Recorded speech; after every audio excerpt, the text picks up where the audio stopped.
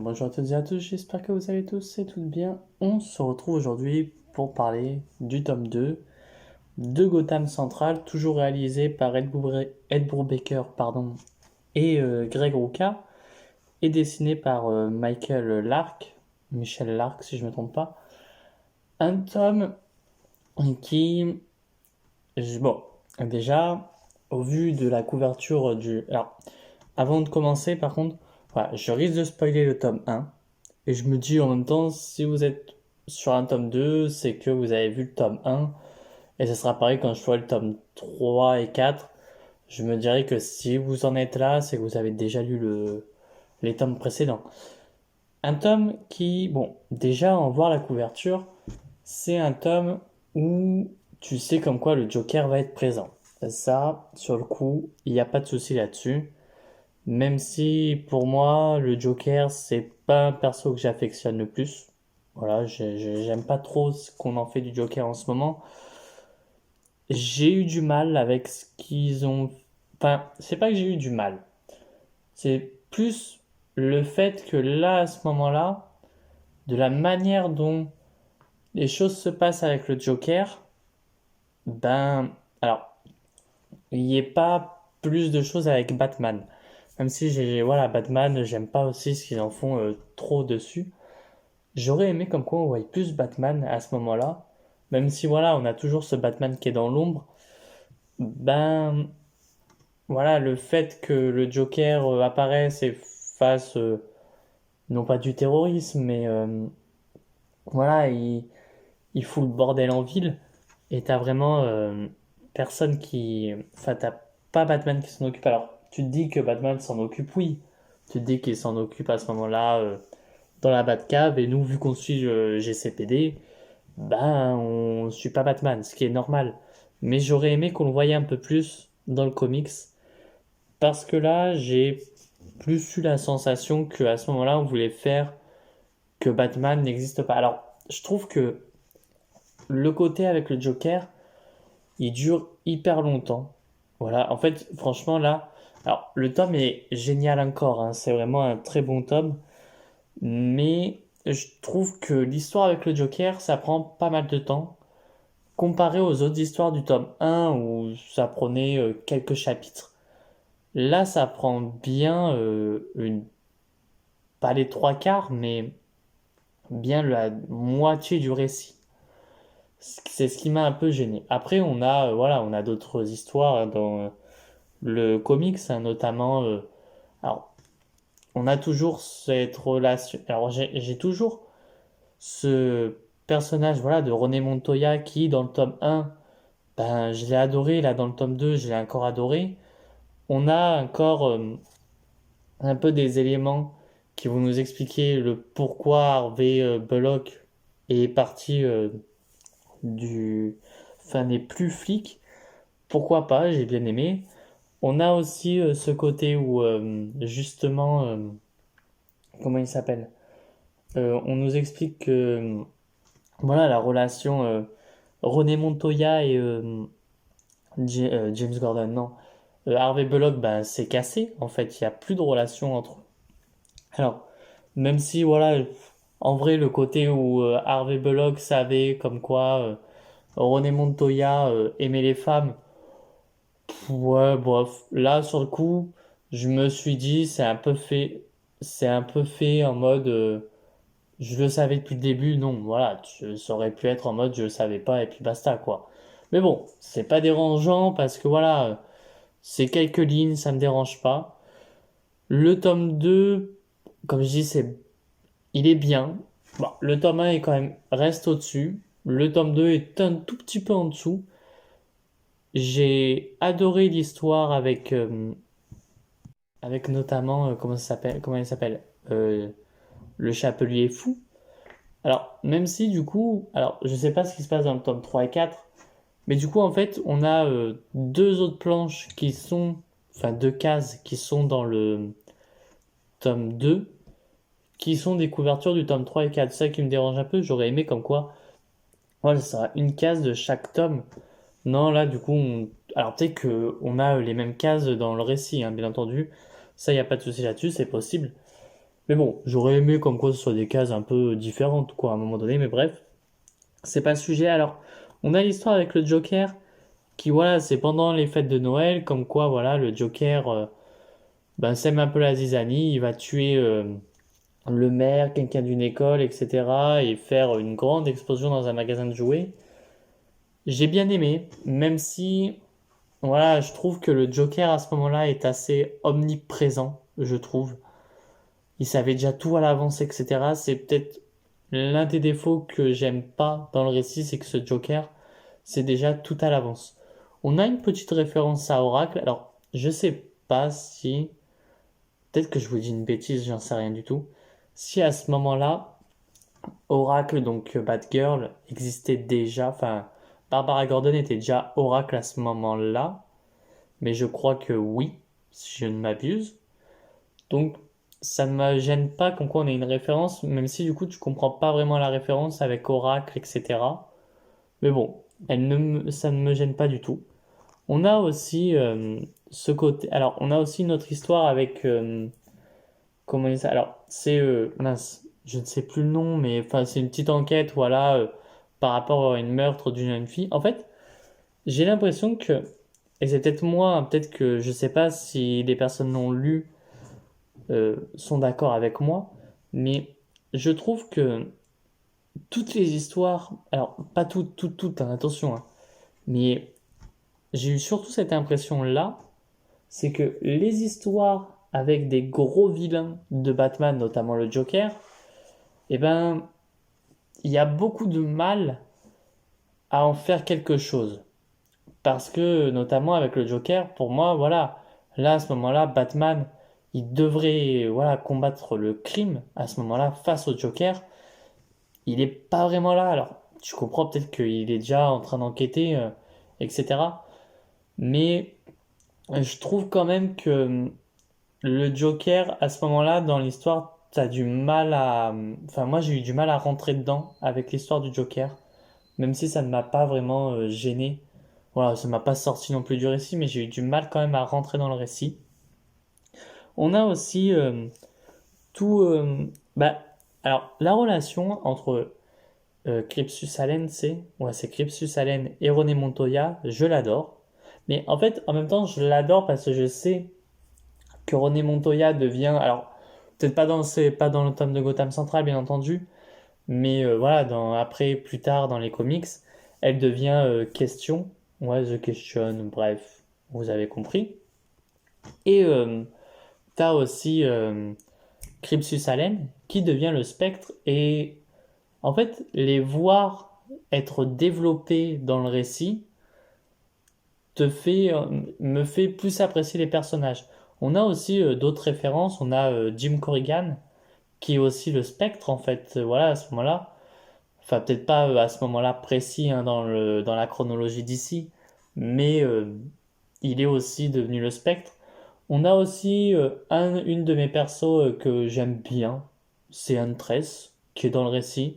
Alors, tu comprends pas vraiment pourquoi, parce qu'elle apparaît que, allez, 2 pages et après elle est plus là. Bref, c'est pas non plus, voilà, elle est pas non plus, c'est pas genre un caméo hyper intéressant qui va te changer toute l'histoire, qui va te faire. Non, c'est vraiment.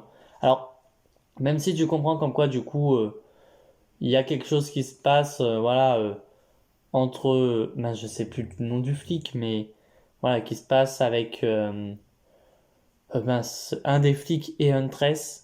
Et du coup, bah, voilà, il va faire quelque chose qui fait que, j'ai pas trop envie de vous spoil, mais qui change pas vraiment à l'histoire. C'est juste pour pas que sa coéquipière flic l'interroge, quoi. Bon, sinon ça change pas vraiment à l'histoire, quoi que ce soit. On a aussi, et ça, j'ai beaucoup aimé, c'est ce côté. Alors, la toute première histoire, elle paraître hyper bizarre je trouve. Pour quelqu'un qui, imaginons, qui connaît pas du tout l'univers de Batman et qui veut commencer par Gotham Central, je trouve que cette histoire, elle peut être totalement bizarre. Mais quand tu prends du recul sur l'histoire, c'est pas déconnant parce que ça parle d'une jeune fille, enfin d'une jeune fille, d'une, pas d'une flic, mais d'une intérimaire qui travaille au GCPD qui est juste là pour allumer le bas de signal et répondre au téléphone. Et je trouve que franchement, l'histoire, elle est pas non plus bizarre ou quoi. Parce que voilà, elle parle à une amie ou un ami, bref. Je crois que c'est une amie. Et elle va s'imaginer une histoire avec Batman. Mais voilà, tu comprends très vite que l'histoire... en fait, tu t'en fais pas des tonnes en mode...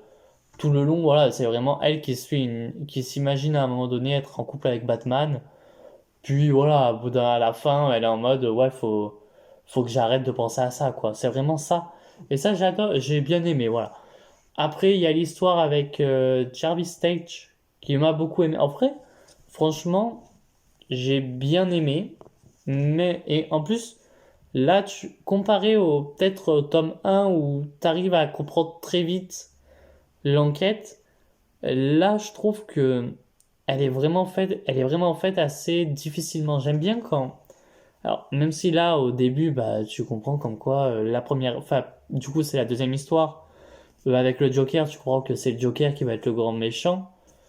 Après, voilà, la seconde, quand tu sais que c'est Jarvis Stage, tu vas comprendre que c'est un peu le grand méchant. Sauf que je trouve que l'histoire de Jarvis Stage est mieux écrit, pardon, que l'histoire du Joker. Parce que pour moi, vu que Jarvis Stage, alors peut-être que dans les comics à ce moment-là, à l'époque, Jarvis Stage, le Chapelier Fou, était peut-être l'un des meilleurs méchants de Batman, j'en sais rien du tout. Mais étant donné que c'est pas un vilain qu'on a l'habitude de voir, je trouve, ça fait vraiment ce côté où, du coup, comment ça s'appelle? Mince, que le Chapelier Fou, on le voit pas beaucoup. Je trouve que son histoire, du coup, ça marche bien. Elle se fait bien. Comparé à un Joker où tellement qu'on a l'habitude de le voir et de le revoir, ben l'histoire du Joker, elle me pas me sort, mais t'as du mal à rentrer dedans. Alors après voilà, c'est un très bon récit. Il y a toujours les dessins, même si j'avais du mal avec le tome 1. Franchement, là, dans le tome 2, ça passe énormément, je trouve. On a aussi toute cette histoire d'Harvey Bullock que je trouve vraiment super bien écrite de A à Z, je trouve. Qu'on a, voilà, ce côté où ben, il est toujours hanté par un accident qui s'est passé. Je vais pas trop vous en dire, bien entendu. Et donc, voilà, il sait pas quoi faire. Et vu qu'il y a deux enquêteurs, une enquêteurice et un enquêteur qui vont réouvrir l'affaire, ben, Belloc va un peu s'en mêler, entre guillemets. Voilà, c'est ça que j'aime bien. Et t'as toujours ce côté où tous les flics, ben, ils vont s'entraider entre guillemets. Même si alors c'est peut-être moi qui ne connais pas encore vraiment, qui ne connais pas Jim Corrigan. Je sais juste qu'il a été le Spectre et puis voilà, hein, c'est juste ça. Mais du coup, on te fait comprendre que Jim Corrigan, ça a été un flic, c'est un flic ripou. Mais t'as ce côté où c'est juste une rumeur. Et c'est ce que j'aime bien, c'est que bah voilà, comme dans tout commissariat, surtout à Gotham. Alors, je dis dans tout commissariat, peut-être pas, hein, mais là, un commissariat comme Gotham, ben j'aime bien ce côté où même toi qui connais peut-être un peu des flics ou quoi que ce soit de Gotham, et ben t'es ce côté où bah tiens, t'as des bruits de couloir comme quoi lui est un ripou, notamment comme dans le tome 1 où l'enquête faisait comprendre que peut-être potentiellement René Montoya était une ripou. Ce que j'ai bien aimé, surtout que là, cette histoire avec René Montoya dans le tome 1 me l'a fait encore plus aimer René Montoya, comparé à Lois Lane, ennemi du peuple, où René Montoya, je trouve qu'elle servait strictement à rien. Là, franchement, je trouve que René Montoya, que ça soit dans le tome 1 ou le tome 2. Alors dans le tome 2, on la voit beaucoup moins, on se concentre plus sur je sais plus son nom, mais surtout le flic qui a perdu son coéquipier dans le tome 1, dès la première histoire avec Mr. Freeze. On se concentre surtout sur lui, mais ça marche aussi parce que bah il y a quelque chose à raconter dessus. C'est pas en mode on se concentre sur lui, mais il n'y a rien à raconter. C'est vraiment, on se concentre sur lui, mais il y a quelque chose à raconter. Notamment, il y a cette histoire d'amour avec l'enquêtrice Romy, qui je trouve marche, voilà. On a la mort de coéquipiers, voilà, la mort de certains flics dans le récit qui va toucher quand même certains flics, qui va en toucher moins d'autres, bien entendu, mais tous sont assez là les uns pour les autres, et c'est ça que j'aime bien dans ce récit. Après, c'est pas non plus un récit qui, moi, m'a subjugué. Il y a, voilà, de belles et de bonnes choses dedans. C'est surtout bah, le fait qu'il y ait le Joker qui m'a un peu plus rebuté. Mais bon, c'est pas si grave que ça. Enfin bref, il n'y a pas grand chose à dire dessus, je trouve. Les dessins sont super, voilà. Ed Brubaker et Greg Rucka font un travail formidable dessus. Après, alors, franchement, allez quand même sur le tome 2 parce qu'il est génial. Après, est-ce que c'est au même niveau que le tome 1? Je pense pas. Il est légèrement en dessous, je trouve. Mais tout simplement parce que, bah voilà, moi, le Joker, c'est pas un personnage que j'aime bien. Alors, peut-être qu'il apparaît dans les autres tomes, et là, je vais l'adorer, hein, mais alors, il apparaît pas tant que ça. On te fait, alors, même si du coup, quand on sait que c'est le Joker, le méchant, il y a certains mots qui te font comprendre pourquoi bah, ils ont été utilisés pour pour te mettre sur la piste, toi, en tant que lecteur, comme quoi c'est le Joker. Notamment, à un moment donné, alors, vu que j'avais compris que c'était le Joker dans le sens où il est sur l'image, et que sur la couverture, c'est un peu spoilé dans le sens où bon, ça va pas être du spoil, mais dans le sens où là, le Joker sur la couverture, il est couché au sol sur de la neige. On te fait comprendre que ça se passe à Noël dans le récit. Tu comprends déjà très vite que le Joker va être le méchant principal. Bref. Bon, après, c'est pas. Parce qu'à un moment donné, t'as même une flic qui va parler comme quoi c'est un cirque à ce moment-là, l'enquête, enfin un truc comme ça. Tu comprends très vite avec les mots, comme quoi, voilà, ça va être le Joker qui va être là, et ça va très vite être en mode, oui, non, mais le méchant, c'est le Joker. Pourquoi pas? Après, j'aurais aimé comme quoi. J'aimerais bien. Alors, peut-être que ça va être dans le tome 3 et 4, hein, j'en sais rien. Bon, je les ai déjà, donc j'ai pas besoin de repasser à la librairie pour les acheter, bien entendu. Mais j'aimerais bien que on ait une enquête qui, toi-même, en tant que lecteur, t'essayes de la résoudre. C'est un peu ce que j'aimerais dans des films Batman aussi. Voilà. Où bah, petit à petit, tu essayes de la résoudre en même temps, sans pour autant que tu les enfin, que en même temps que le récit, tu les indices en fait. Ça serait bien. Et ce que j'aime bien aussi dans ce récit Gotham Central, ça faut l'avouer, c'est que tu es vraiment au cœur du commissariat de Gotham. Et tu as ce côté où tu peux rentrer facilement dedans comme si tu étais un simple stagiaire de Gotham qui suit en fait justement des coéquipiers, enfin une équipe à chaque fois. Voilà, bon après, peut-être que faire un stage dans un commissariat à Gotham, c'est pas le meilleur des idées, mais t'as aussi, et j'aime beaucoup, t'as aussi des références aux autres personnages de DC Comics. Notamment, à un moment donné, t'as le fait que Sawyer, donc Maggie Sawyer, elle parle avec le lieutenant, si je me trompe pas. Et t'as ce côté où ils vont te dire comme quoi, voilà, bah en fait, quand elle était à Metropolis, ils savaient pas du tout si Superman à ce moment-là était de son côté ou pas. Et ils ont compris qu'il était du bon côté de la loi, quoi. Et que peut-être qu'il faudrait en faire autant avec Batman. Enfin, ils te font un peu comprendre ça. Mais j'aime toujours comme quoi c'est pas en mode ça change directement. C'est que Maggie Sawyer, elle débarque d'une ville où, voilà, t'as quand même Superman, voilà, bon, même si Superman sauve un peu dans le monde entier, mais surtout à Metropolis, et qu'il vit à Metropolis, donc Maggie Sawyer a plus ce côté où, ok, les super-héros peuvent aider.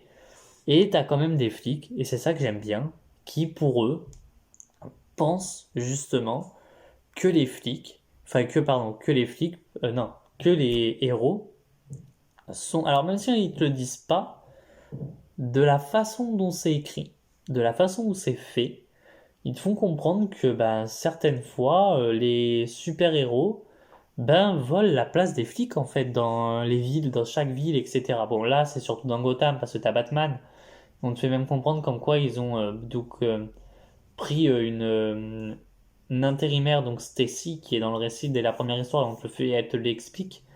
Elle t'explique, voilà, comme quoi, ben, elle est là seulement pour allumer le bas de signal, parce que vu que c'est elle qui l'a, enfin, officiellement, il n'a pas le droit d'être allumé par les flics de Gotham, sinon, ben, Batman serait impliqué dans l'affaire, et donc tous les criminels de Gotham, ben, dégageraient en fait, enfin, dégageraient, seraient libres parce que Batman n'est pas flic. Et vu que c'est quelqu'un d'autre qui l'allume, ben les flics de Gotham officiellement ne l'ont pas allumé et officiellement ben Batman ne travaille pas pour eux. Ça j'aime bien ce côté où ben t'as ce petit truc en mode et on l'a pas, enfin on t'explique un peu de la vie du commissariat et t'as même voilà dedans encore la vie du commissariat avec des flics qui vont rigoler, qui vont faire des blagues, etc. C'est ce côté-là où j'adore dans ces récits-là, où t'as vraiment la vie d'un endroit, enfin voilà. Gotham, bah reste Gotham.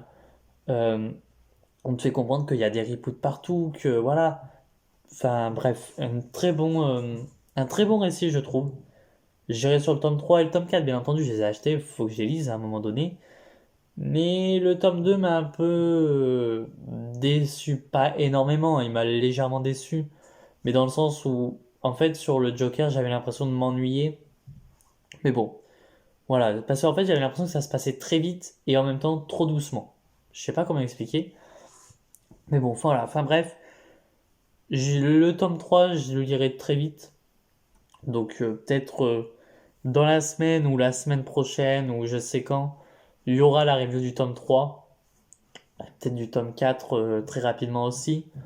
Mais voilà, sur ce, n'hésitez pas à vous abonner, à liker et à partager. Dites-moi ce que vous avez pensé si vous avez lu Gotham Central tome 2. Même si vous avez lu le tome 1, vous pouvez me dire ce que vous avez pensé dans les commentaires. Et sur ce, je vous dis à très bientôt pour de prochaines vidéos. Allez, ciao tout le monde.